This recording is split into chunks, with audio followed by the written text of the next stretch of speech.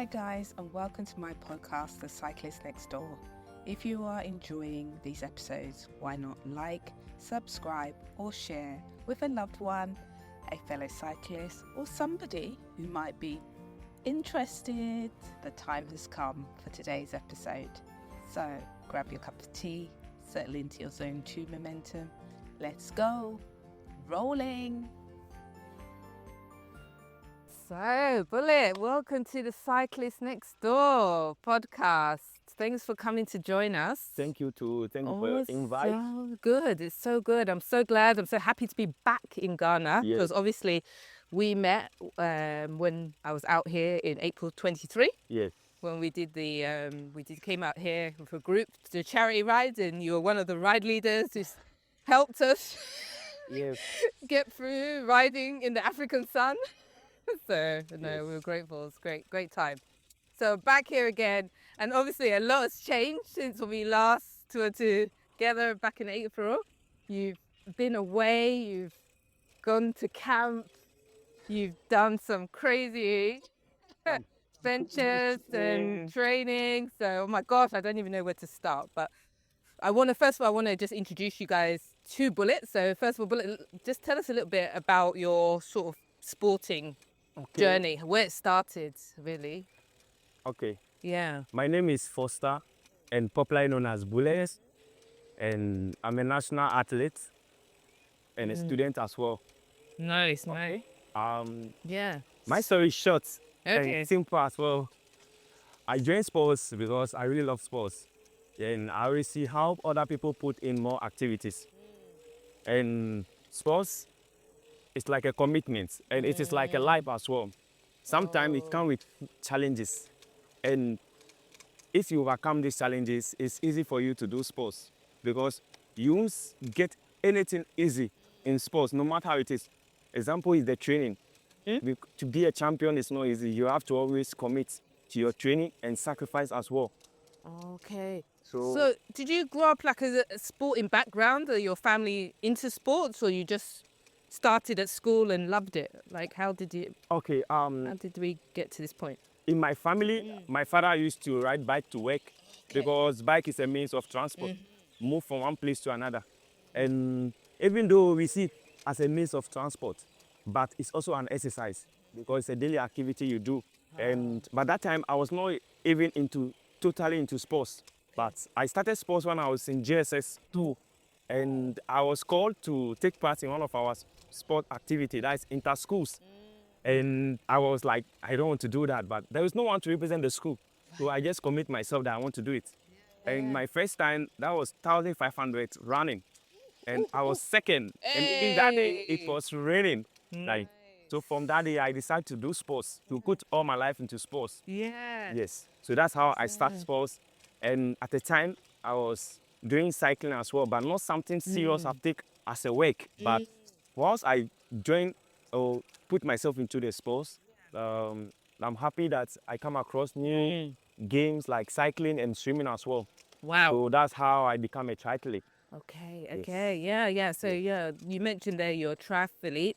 So you obviously do swimming, running, I do cycling. swimming, I do running, I do cycling. Even my first time to compete in the triathlon, I was also second. Then I decided to commit myself into that course. Wow. Yes. But sometimes I represent the nation in other games like swimming, cycling, and also triathlon. Wow. How do you find time for all three? Like, how do you know, like, what day you want to? From the beginning, I used to say it's about commitment and it's about the mindset as well. Once you know this is your daily activity, you have to plan your timetable or you plan all your activity well, you'll be committed to it. Oh, wow. It's the mindset. That's it. Wow. I've always wondered, with triathletes, do you have like a sports bag for running, sports bag for swimming, sports bag? Do you have this ready? For those people, for people who can afford it, they afford it. Yeah. I don't have the money to afford it. So I only afford or I can get what I'm comfortable with. Maybe if I have a school bag that can contain all the 3 activities, tools and equipment I need, I just manage it. But people have for all the sports, but me, I don't have because I can't afford it. No, I see what you mean. But like one day you could think you're doing swimming, and then you turn up with a helmet to swimming or something. Sometimes What do you think of cycling? Sometimes it happens. Because a lot to think about. It's a lot of things to think about, as you said, and also one activity to the other. So sometimes even on competition, when you'll be doing transition from cycling to running, sometimes people forget their helmet on their head, that they even get a penalty for it. Oh my gosh. So it depends. Wow. It depends. And sometimes it's about time as well. Whenever you want to overbeat the times, you rush. That's when you get a penalty and all that thing. But when you take your time, you're going to get everything perfect. So just on that then, so you've been to camp, you went to South Africa, is that right? Yeah. Excellent. So tell us, what is this camp? What's it about? Whoa, okay. First of all, a big thanks to Gladiator Cycling Club. I'm so grateful to be part of this cycling family. And I'm also really grateful and thankful to put all my best to make this club name far. Yes, through them I can make it far, and through the good people surrounding me, I can make it to the way there. Yes, and I'm happy to share my experience in South Africa. One, that's my first time traveling with plane. My family was so happy. Nice. And everyone was so happy. I was also happy. Yeah. It was, someone told me one day that I will do travel. And I escort the person to the airport by telling the person it's my first time coming to the airport, because I don't have anyone who travels with plane that I'm going to escort. Yes, my experience at South Africa is very good. And during the training camp, they taught us how to maintain your bike, how to care about your bike, how to position yourself on the bike. And they also taught us the food you have to eat, the type of food you have to eat. Right. Yes, and they told us the importance of the food you have to eat. Sometimes you must not rely on energy bar. You can rely on our natural resources, food we used to grow around. Yes, our natural crops, vegetables, lettuce, other things as well. Nice, nice. Which help the body to build well, instead of relying on other supplements as well. Yes, and they told us how to maintain your bicycle. Wow. How to race. Nice, nice. And they also introduced us to track cycling, which was so fun, but somehow dangerous because there is no brake to apply. But it was nice. And during the track events, there are other events that when you are serious, you can participate in the Olympics. Because the road cycling is limited to some few. Track is open to a lot of points, a lot of things. So I was happy that I also learned how to ride a track bike, and that's my first time riding a track bike and being on the track. No brakes. Yeah. I mean, I met other people from other parts of Africa, like Uganda, people from South Africa, people from Kenya, and other parts of Africa as well. And I'm so happy we met. Oh, excellent. Put some context there. So this is the UCI hub in South Africa. Yes. And people go there, athletes from across the world, I believe. Yes. And they do some training there under the coaches. So the coaches, they are there. Yes. Yeah. The coaches are really, really good. They also have their time for we, the athletes. And they are there to put all their effort to make us who we want to be and in the future. Oh, awesome. My target is to be one day represent Ghana in the Olympics level. And also to be part of the UCI World Championship. Brilliant, brilliant, excellent. And how do you think that's helped you in terms of exposure going out to South Africa? Whoa. How do you think that's helped you in terms of your dreams, your outlook? How any positives? I felt great because to be called by the UCI is not easy due to your efforts and your inputs you do as well. So that is also another opportunity for me. And through this UCI campaign, I learned a lot. Okay. Yes, and my cycling have changed. Excellent. My mindset have also changed. Yeah, that's brilliant. That's it. Excellent. Oh, that's so good to hear about that experience. And, it's great. It's great that you enjoyed it so much. Yes, and I hope maybe... Thank you. One day be called again. Because sometimes it depends if your performance is really putting up, they sometimes call back. They call you back in order for you to take part of the camp. Because they told us that. And I was also introduced to a lot of things which really helped me. But the weather was so cold, Yes, and there are a lot of hills. They thought that whenever you want to climb a hill, you shouldn't be using the soft gear. you should always use the hard one, because on the race day, you won't be using the soft one. So the hard one have to always be used to you, even though it's not easy, but you have to put all your efforts. And the coaches are kind. Yeah. They have patience for everyone. They care for everyone. Yes. Oh, brilliant. Wow, what an experience. Okay, my next experience is next year, Tour de Faso. I have to be on the stage. Yeah.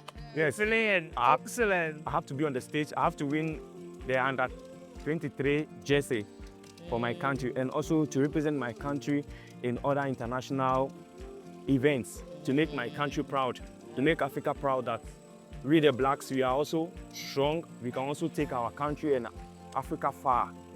Yes, that is it. Oh, excellent. Oh, thank you so much, Bale. So just a couple of questions, just things maybe that I've observed. So we talked about you being a triathlete. On triathlon day, when you've got to swim, you've got to cycle, and then you've got to run. When you start the day, how do you focus your mind knowing that I'm going to swim, but later on today I've got to run, I've got to cycle? How do you fix your mind? Okay. How do you get ready for that? Always, I used to say it's a mindset, and it is about the commitment. If you are not mentally strong, that means there are certain things you can't take part. People might look down on you, but no matter how it is, you have to always focus on yourself, and you focus on your future and the vision you have for yourself. Yes. Okay, on the race day, as a triathlete, a day before the race day, I don't feel comfortable because I have to be thinking about what to do on the race day. So sometimes I go to bed late, I wake up early because it's like I can't wait for that race day. And it is something I used to do and I used to train for. So on the race day, I'm not somehow stranded. So I'm in. It's race and it's sports. Yeah. Sometimes it will be good for you, sometimes it won't be good for you. Like example, maybe after the swimming, I might go for my bike, then I have a flat tire, which means my day is being bad. But Yes. if possible, I can change my tire and still continue, and that will be fine. Yes.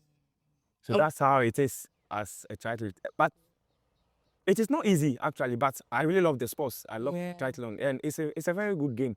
And through sports, I met a lot of people, great people like you and other people as well. And due to the sports I'm doing, I'm also open to a lot of people as well. Wow. And I'm so grateful to meet such people like Bahati, Kings and Queens rules together, their CEO.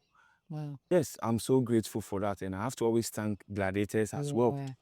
And Madam Kiki as well, because without them, I'm not sure I'll make it up to this level. Yes. Yeah, honestly, one big community, and I love it. You know, you mentioned people out in America there, you mentioned people here in Ghana. Yes. And, you know, I'm so just grateful general for that as well. friendships. What advice would you give to them in terms of breaking down the activities, like when you've got to run, swim, and cycle? Okay, to How be would you? a new triathlete, Yeah. okay, sometimes you can do research online to learn more about the game as well. And you have to plan your timetable as well. You have to plan your timetable for your training. Yeah. You know, sometimes it's good to train with people that are stronger than you in order to be strong. But you have to know your limit as well. Okay. Yes, if you don't take care, or if you're not motivated, you might stop, because like always the people you train with are stronger than you and they always leave you. So if you are not self-motivated, then it's like you are going to stop, because always they are leaving me. You might see yourself as you are not improving, but if you always commit to it, no matter how it is, you are going to make it. And it's not easy, because nothing comes easy as well. Yeah. And it is 3 sports in one. Awesome. So people out there who want to join or who want to commit themselves into triathlon or to be a triathlete, I'll be grateful to see them. Yeah. Yes. Awesome. Oh, wow. Wow, that's real words of wisdom.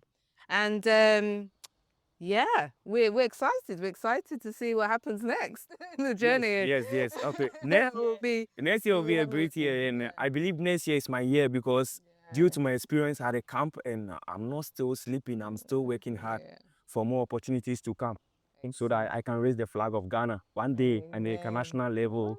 Oh, brilliant. Yes. Oh, thank you. Well, Thank you. you. You really are the cyclist next door who's just gone out there and you're doing your thing. Yes. No matter what, you're just pushing, and we love to see it. Okay, So thank you so much as well. Hi guys, thank you for joining me on this episode of Cyclist Next Door.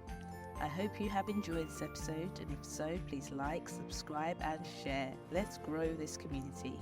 And join me back here again as we meet the next cyclist next door, as we unpack the journey of everyday people who have picked up a bike, experienced the joy of cycling, and have been on their own personal adventures.